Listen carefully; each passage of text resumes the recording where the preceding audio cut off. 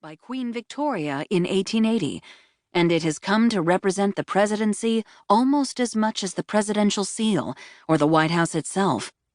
It became world famous because of a playful photo of Kennedy's son, John F. Kennedy Jr., peeking his head out from the desk's built-in panel as his father worked. There is a sense of awe that comes over you when you step into that room, so steeped in history.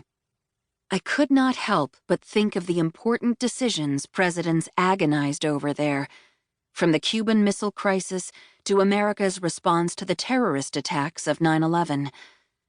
Now a man who has been called a carnival barker and a blowhard by his predecessors was sitting behind it looking at me intently. I was surprised that the interview had come together at all, especially since he occasionally seemed unsure of what I was writing about. "I guess you're writing about first ladies," he said at one point, referring to a book I had written on the subject. "No," I told him, "this is about the former presidents." He asked me what I was working on more than once. Trump's then press secretary, Sarah Huckabee Sanders, scheduled the interview after it had been canceled twice at the last minute. She sat next to me, and his controversial, omnipresent aide, Kellyanne Conway, perched on one of the sofas behind us. Conway occasionally chimed in during our conversation to back up her boss. Trump was subdued and thoughtful. A glass of Diet Coke on ice was one of the only things on his desk. The room was so bright that it felt like there were television lights shooting down from the ceiling, which would have been appropriate for the first president to have been a reality TV star. There were also 3 U.S. flags and 3 presidential ones on display, 3 times as many as in each of his predecessors' offices. We spoke shortly after the release of the Mueller report, and Trump was in a buoyant, almost exuberant mood about its results. "You're here, and it was so calm. It's fake news. It's all fake," he said, gesturing around the room, which was indeed calm, because there were only 4 of us present. "We had a great exoneration, no collusion. If they would have found one little thing, I'm sure they would have loved to have said it."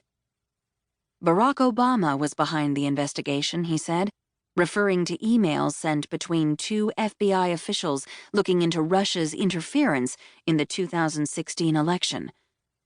In one exchange, one of the officials wrote, "POTUS wants to know everything we are doing." Trump was indignant. "They weren't talking about me, 'cause I wasn't president yet. There was only one POTUS, and he wanted to know everything." A voice from behind me spoke up and said, "Had you not won the election?" It was Kellyanne.